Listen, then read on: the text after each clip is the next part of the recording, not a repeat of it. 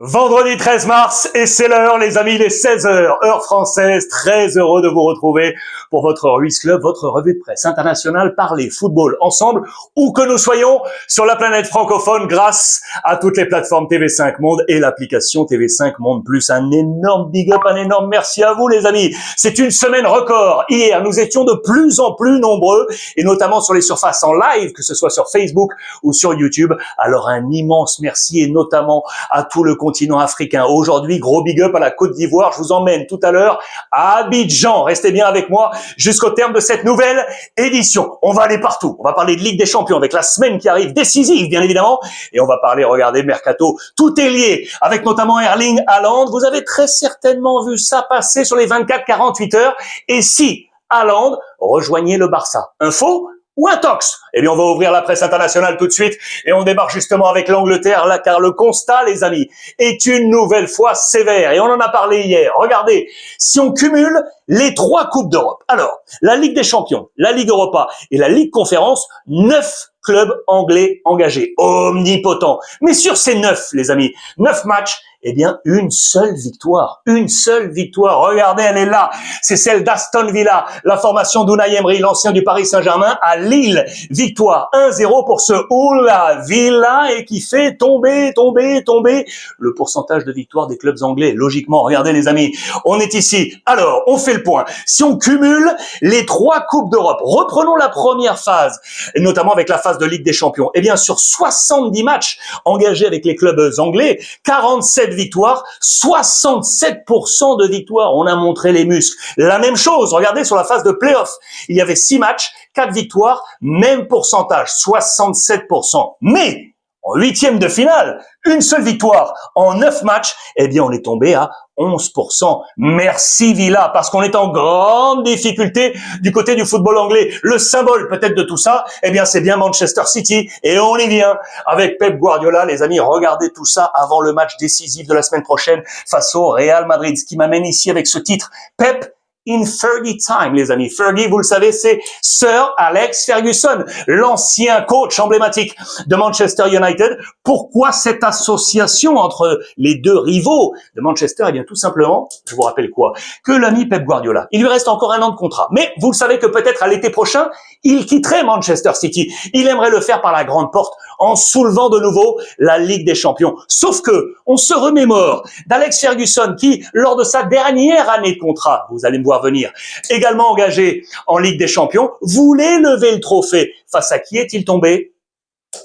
Le Real Madrid. Énormément de frustration, c'était il y a 13 ans. Et si, du coup, Guardiola vivait la même frustration pour sa dernière séquence avec City que Sir Alex Ferguson avec Manchester United. Vous m'avez compris. Pep in Fergie time. Il pourra compter bien évidemment sur ses hommes forts. Doku, qui a été le meilleur citizen du match aller, qui lui va compter absolument sur le 12e homme. Les supporters, les amis. Eh oui, le match retour, on veut que ça sente la poudre du côté de City face au Real Madrid. Celui qui sera attendu logiquement, eh bien, c'est Erling Haaland. Et là, j'ouvre cette page Barça-Manchester City. Attention, aujourd'hui, au Barça, les amis, 3 noms évoqués. 1, 2, 3. Là, le premier, Erling Haaland. Que va-t-il se passer? Le contexte est simple, je vous le rappelle. On est en pleine campagne électorale. Je vous rappelle que dimanche, nouveau président du Barça. Le sortant, le président Joan Laporta face à Victor Font. Eh bien, ce dernier a avancé depuis quelques jours qu'il était entré en contact avec Manchester City pour éventuellement faire venir Erling Haaland. Vous le savez, on a profité de la venue de City à Madrid face au Real Madrid pour discuter et aller voir l'entourage de Manchester City pour éventuellement trouver un accès. Sauf que l'agent aujourd'hui d'Erling Haaland, je vous rappelle qu'avant c'était Mino Raiola, disparu en 2022. Aujourd'hui, c'est elle qui travaillait avec Mino Raiola. Madame Rafaela Pimenta a été claire, nette et précis. Il n'y a eu aucun contact avec qui que ce soit. Ce n'est pas ce qu'a dit Victor Font. Il n'a pas dit qu'il avait pris contact avec l'agent. Il a dit qu'il avait pris contact avec le club. Pour autant, le président Laporta accuse, vous l'aurez compris, et dément ces liens qu'il y aurait concernant Erling Haaland. On se bat dans tous les sens. Victor Font a été très très clair. Je ne parlais pas de moyen terme ni de court terme à voir entre Erling Haaland et le Barça. C'est un gros dossier. C'est le dossier 1 Mercato Barça. Le dossier 2, les amis, il est énorme. Je vous emmène également en Angleterre. Regardez, c'est lui, Pedro Neto. Mundo Deportivo nous en parle aujourd'hui. Le joueur de Chelsea, l'international portugais. Que se passe-t-il? Il sera en tout cas sur les radars, notamment de Deco. Je vous rappelle que Deco resterait uniquement si le président Laporta est réélu. Affaire à suivre. Attention parce que le président Laporta est également en liaison avec l'agent qui n'est autre que Jorge Mendes. C'est lui qui s'occupe notamment de Pedro Neto. On fait le point. 26 ans. Aujourd'hui, lui qui est passé, vous le voyez, du côté de la Lazio de Rome, formé à Braga, puis Wolverhampton. C'était ici à l'été 2019 pour un peu moins de 18 millions d'euros avant le grand boom à Chelsea, été 2024 pour 60 millions d'euros. Coéquipier bien évidemment de Cristiano Ronaldo, lui aussi, Jorge Mendes. Avec la sélection portugaise, il a joué dans toutes les sélections. Aujourd'hui, avec la A, c'est 21 matchs pour 2 buts inscrits. Et aujourd'hui, toute compétition confondue avec Chelsea, 42 matchs, 10 buts inscrits, 6 passes décisives. C'est pour ventiler un peu, vous le savez, le côté avec Lamine Yamal. Est-ce que vous aimez ce profil? Pedro Neto pour éventuellement venir du côté du Barça. Haaland 1, Pedro Neto 2, le 3, vous le connaissez déjà, les amis. C'est Monsieur Araignée, Jim, vous le connaissez, l'ancien de Manchester City, Monsieur Julian Alvarez, c'est son surnom. L'araignée, à chaque fois qu'il marque, vous le savez, il fait comme Spider-Man, il envoie les filins comme ça, et regardez d'ailleurs le supporter ici de l'Atlético Madrid qui a un pull de l'Atlético avec une toile d'araignée à l'effigie de Julian Alvarez. Je vous rappelle 16 buts inscrits déjà cette saison, mais je vous rappelle également que lors du dernier match de Ligue des Champions, en zone mixte, il a eu un mot peut-être un peu malheureux pour la direction de l'Atlético Madrid. La question lui a été posée, est-ce que la saison prochaine vous serez encore à l'Atlético? Il a dit, on ne peut jamais prévoir le futur, on ne peut jamais dire oui ou non, grosso modo, vous l'aurez compris. Ça n'a pas du tout plu au board de l'Atlético Madrid qui a été très très clair aujourd'hui, on ne veut plus vendre. Eh oui, logiquement, on veut prendre la somme, la clause éventuelle de départ de Julian Alvarez qui est fixée entre 90 et 100 millions d'euros. D'autant que les amis, que l'Atlético Madrid aujourd'hui,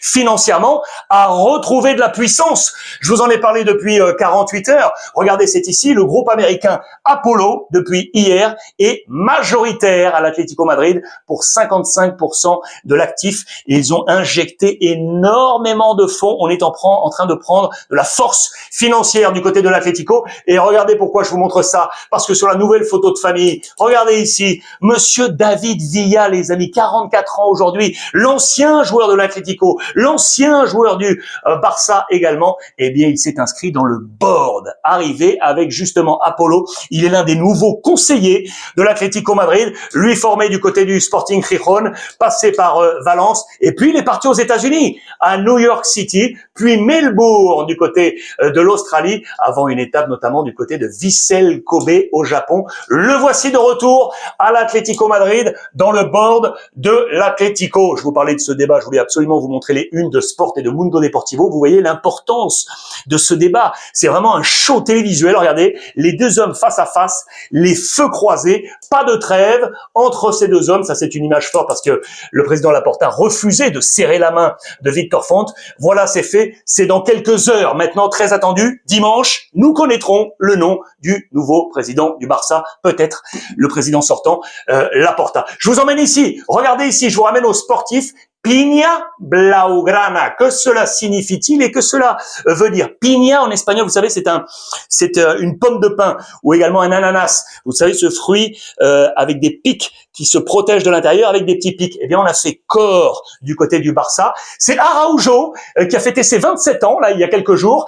Et puis, dans le cadre de son anniversaire, il a organisé un petit dîner tranquille. Tout le monde était là. Hansi Flick, le seul absent était Lamine Yamal. Mais même Ter Stegen, qui est parti en prêt, vous le savez, à Girona, blessé, est venu retrouver ses coéquipiers. On a fait donc Piña pour la Liga et la Champions face à Newcastle, vous le savez. Gardez les 4 points d'avance face au Real Madrid. Je vous rappelle que le Barça jouera dimanche 16h15 face au FC Séville. Je vous emmène maintenant en Angleterre encore avec Tottenham. Ça, c'est très intéressant. Regardez les deux titres à la une du Star et de l'Express. Ticket to slide, Spurs ticket to hide.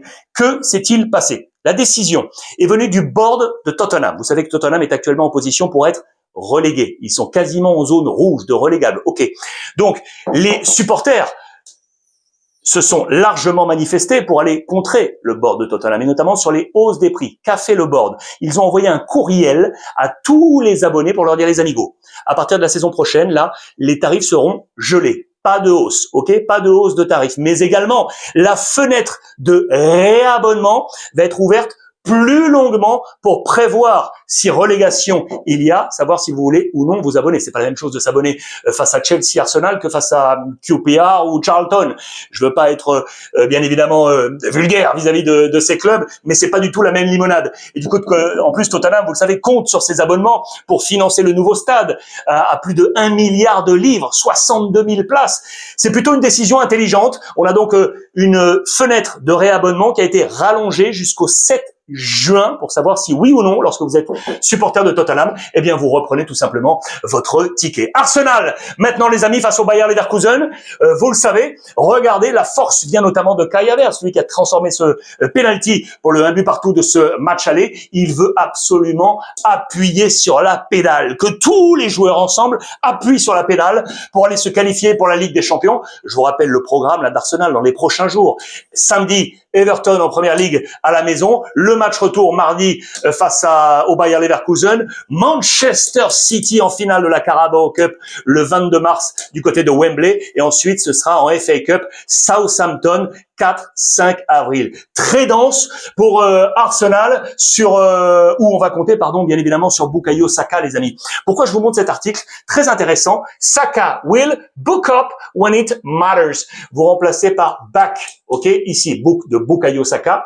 Eh bien, on nous dit très clairement que Saka va revenir faire le push au bon moment. Qui nous dit ça? C'est Theo Walcott, les amis, l'ancienne légende internationale anglais d'Arsenal, qui sait que Saka n'a peut-être pas les mêmes chiffres que les années précédentes, mais il est convaincu qu'il va revenir. Les chiffres sont là, regardez, sur les 4 dernières saisons de Saka du côté de Arsenal. On est ici sur la dernière saison, 9 buts inscrits, regardez le comparatif avec les saisons passées, et le nombre de passes décisives, 5 seulement. Ce sont effectivement des chiffres largement moins bons que les saisons précédentes, mais on est convaincu qu'il sera là au bon moment. Bukayo Saka, et notamment face au Bayer Leverkusen. Celui qui est arrivé au bon moment, c'est bien lui.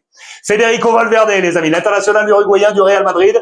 Regardez les unes de AS et de Marca. C'est un véritable capitaine. On nous dit à la une de AS, et regardez, j'adore ça, 11 Fede. On a pris la photo de famille et on a remplacé tous les visages avec le visage de Fede Valverde.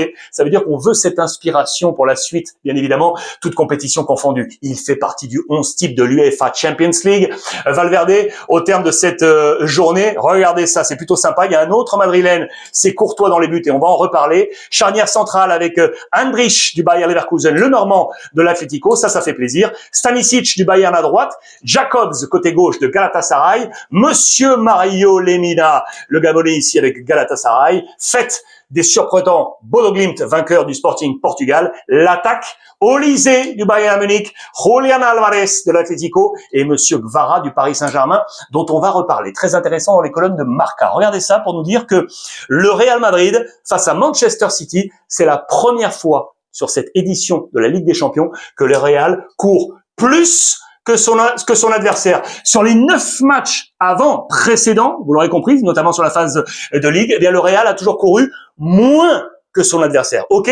Et là, eh bien, Madrid a couru un tout petit peu plus, 300 mètres, avec en illustration Fede Valverde. Regardez, 11,5 km pour lui. On va vers le bas, ici dans le sens de l'attaque du Real Madrid. Regardez les kilomètres parcourus par les joueurs du Real. Voici la zone d'influence de Fede Valverde, véritable poumon du Real Madrid. En comparaison, eh bien, regardez Manchester City, énormément de kilomètres, notamment de la part de la défense, mais un chouïa moins, vous l'aurez compris, que le Real Madrid avec Fede Valverde qui fait également la une du côté de l'Italie. Regardez, et on reparle notamment de sa garra, de son sang uruguayen, forgé, vous le savez, du côté des jaunes et noirs de Peñarol, les amis. Très bon papier dans les colonnes de la Gazzetta dello Sport. Peñarol, où était passé, regardez, Diego Forlán. On parlait de l'Atlético Madrid tout à l'heure. Regardez les deux hommes ensemble. Et regardez la Mino, le crâne rasé. Il est là, le père Fede Valverde. Ça, c'est son palmarès aujourd'hui avec notamment le Real Madrid, avec 2 Ligues des Champions ou encore 3 titres de champion en Espagne. Son palmarès du côté de Peñarol et de l'Uruguay avec la médaille médaille de bronze à la dernière Copa América en 2024. Le Real Madrid ou Arbeloa, les amis, a réussi son plan face à Pep Guardiola avec différents temps. Je pense notamment à la jeunesse du jeune Pitarch là, Thiago Pitarch au milieu de terrain, absolument impeccable. Et ça, c'est très intéressant. Vous avez vu cette photo là, sur les coups de pied arrêtés? Arda Güler, les amis, 1m75 face à Erling Haaland, 1m95. Pourquoi ce choix? Eh bien, tout simplement parce que le staff vidéo de Arbeloa a conclu à l'analyse que, eh bien, le Norvégien n'était pas forcément très décisif sur les phases de coups de pied arrêtés. Donc, pourquoi aller mettre un grand sur lui? On va mettre les grands sur ceux qui sont dangereux. Et sur lui, eh bien, on va lui mettre un petit gars qui va l'embêter. En tout cas, sur les mouvements. Voilà, ça, c'était le choix tactique de la part d'Arbeloa en mettant Güler sur Erling Haaland. A réussi, bien évidemment. Là, je vous montre parce qu'on voit apparaître Thibaut Courtois. Marca a réalisé une grosse enquête auprès de quasiment 25 000 lecteurs de Marca pour savoir quel était le plus grand gardien de l'histoire du Real Madrid. Assez logiquement, dans l'ère moderne, eh bien, c'est Thibaut Courtois qui sort devant Iker Casillas. On attendra ce match retour. On a une pensée également pour Endrick, prêté par le Real Madrid du côté de l'Olympique Lyonnais. Regardez la une de l'équipe d'aujourd'hui, les amis. Porteur d'espoir, parce que Lyon, en Ligue Europa, eh bien, est allé chercher le match nul sur la pelouse du Celta Vigo. 1-but à l'arraché à la 87e minute. Et c'est Endrick qui marque encore, les amis. Il prend pour autant pas forcément une bonne note. Vous le voyez, comme l'ensemble du groupe lyonnais, avec un 4/10, passe décisive de Mata sur ce but ultra précieux pour le match retour qui sera sur la pelouse de Lyon pour affronter le Celta Vigo. Regardez d'ailleurs rapidement le tableau de l'UEFA, de la Ligue Europa et de la Ligue Conférence. Ils sont là, les Lyonnais face au Celta Vigo. Je pense également au Betis ici, battu sur la pelouse du Panathinaikos. 100% Italie entre Bologne et Rome, 1-but partout. Et donc Aston Villa qui s'est imposé sur la pelouse lilloise. La Ligue Conférence, Strasbourg s'est imposé à Rijeka avec 2-1. Et je pense également à d'autres chocs. La Fiorentina qui s'est imposée, Crystal Palace, match nul 0-0, et le Shakhtar s'est imposé du côté de Poznan avec 3-1. Affaire à suivre. Le Real Madrid, qui, je vous le rappelle, en Ligue des Champions, les amis, s'il passe Manchester City, retrouverait, vous le voyez, en demi-finale, normalement, le Bayern Munich est en mode prédateur. C'est dans les colonnes de Bild aujourd'hui pour nous annoncer déjà cette demi-finale très attendue, à moins d'un retournement de situation. Et puis regardez ce qui nous amènerait, là c'est en quart de finale, pardon, ce qui nous amènerait en demi-finale ici, eh bien Galatasaray-Liverpool, vous le savez, avantage à Galatasaray, et le Paris Saint-Germain face à Chelsea. Je vous emmène avec Paris parce qu'on a eu un super Gvara. La masterclass, la première, c'est celle de Luis Enrique, les amis, qui a fait rentrer Gvara au bon moment, qui a été décisif dans un temps record en fin de match face à Chelsea pour cette victoire 5-2. Très intéressant dans les colonnes du Parisien aujourd'hui en France et de l'équipe. L'Europe, son monde. On nous montre avec ses stats qu'il est tout simplement très créatif en Ligue 1 et plus décisif en Ligue des Champions. Regardez en rouge, c'est la Ligue des Champions. Il est décisif toutes les 91 minutes, alors qu'il est décisif que toutes les 143 minutes du côté de la Ligue 1. Je vous rappelle que Paris va préparer son match face à Chelsea. Il a été exempt. Match reporté en championnat ce week-end face à Nantes, reporté à une date ultérieure pour bien préparer la Ligue des Champions. Paris qui garde son point d'avance sur le Racing Club de Lens, qui mettra la pression éventuellement sur les Parisiens.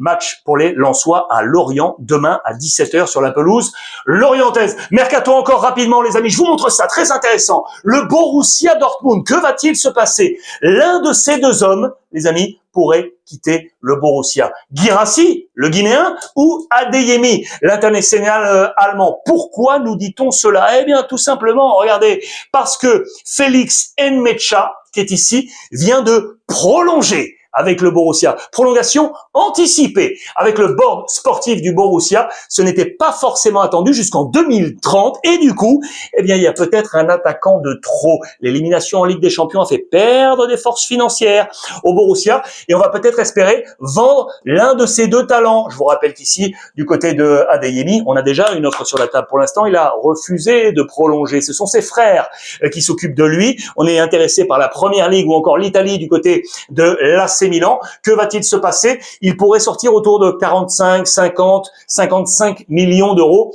avec sa clause. Et quid également de Guirassy, les amis. Un des deux devrait sortir. Je vous rappelle, le Borussia qui est deuxième de cette Bundesliga derrière le Bayern Munich. On arrive à la fin, les amis. Voilà pourquoi je vous envoie un gros big up du côté de la Côte d'Ivoire. Vous n'avez peut-être pas vu cette information.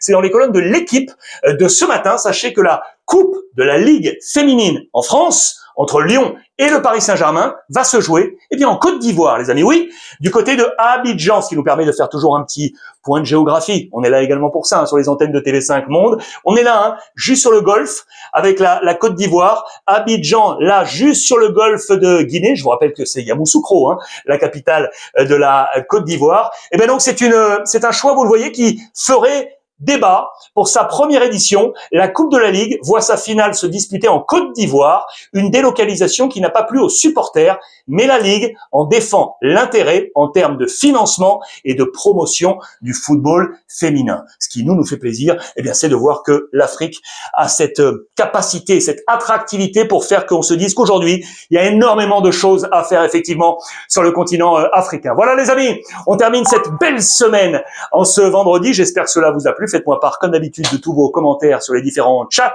et toutes les plateformes. Abonnez-vous, que ce soit du côté TV5 ou à mes propres plateformes. Et on se retrouve très très vite. Je vais vous souhaiter une bonne fin de journée. Passez un bon week-end. Je vais vous poster 2-3 choses sur mes réseaux sociaux ce week-end. Et n'oubliez pas, profitez des vôtres, les amis. Profitez. Je vous embrasse.